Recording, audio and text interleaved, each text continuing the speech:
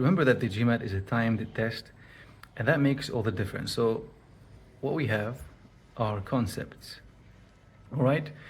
These are all the modules that are required for an excellent performance. Concepts, and then reasoning. And under reasoning, you have quantitative reasoning and you have verbal reasoning. There's overlap between the two, but either has its own set of skills required. And the idea is reasoning is what? It's your process of reading information, understanding that information, making connections, inferences, and then tying these connections or inferences together to see the complete whole.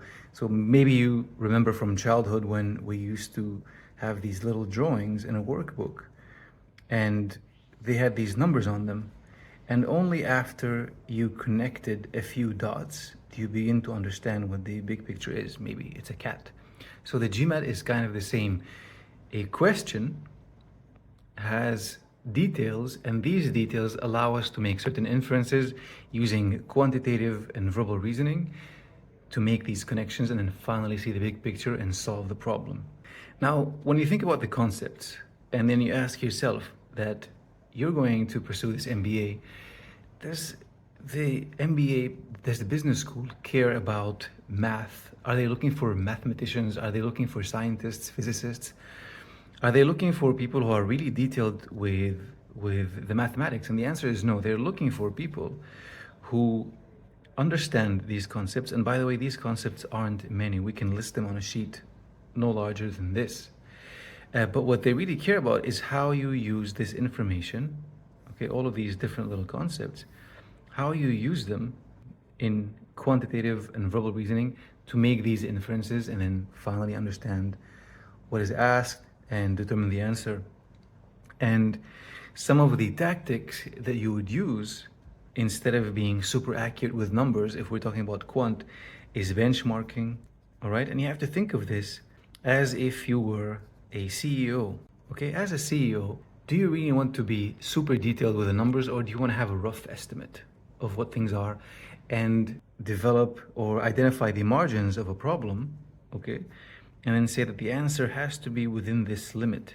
And then based on that, you would choose the answer choice that is within those limits. That is a tactic that you would have to use on the test, using minimum maximum strategies, okay? Another really effective strategy to use on the exam when we're talking about quantitative reasoning is when they ask you, imagine that this is the whole, okay? And this is really helpful sometimes in probability, but also in a lot of topics, where they're asking you, and then remember that probability of a whole set, okay, is equal to 1, right? This whole set, the probability is 1. Imagine that they ask you for this probability. And however, it's extremely complicated to find it. Sometimes that does happen. It's quite complicated to find this probability because it has too many restrictions. Well, the strategy is instead to find the probability of the complement, okay? So this is set A, this is A complement. And because this is easier to find, you would find that, and then you would subtract it from 1. So that is a strategy where you're not finding the quantity that they want, but you're finding the other quantity, and you're doing 1 minus the other, okay?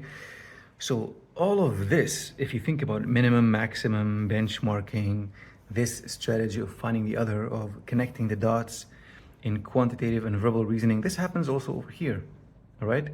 In verbal reasoning, you're not supposed to read a text and memorize every single detail. Instead, your objective as you're reading is to identify the structure. How do you do that? Well, you read the different paragraphs or segments of the text, you understand the point of that segment, and then you see how it links to this one, how it links to this one.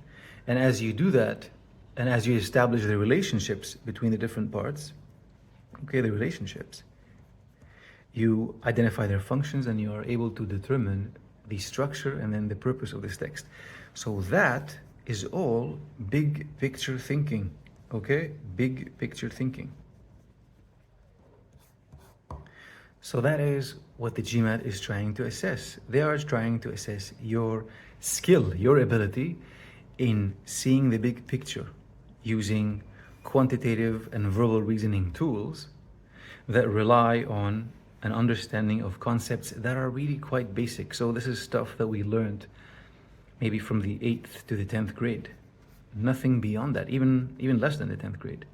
But the idea is to know it really well, to know it inside out, in order that you are able to execute such a strategy to identify, to see the big picture, and then to be able to choose an answer choice. And so think like a CEO, think like a company owner. That is what they want from you.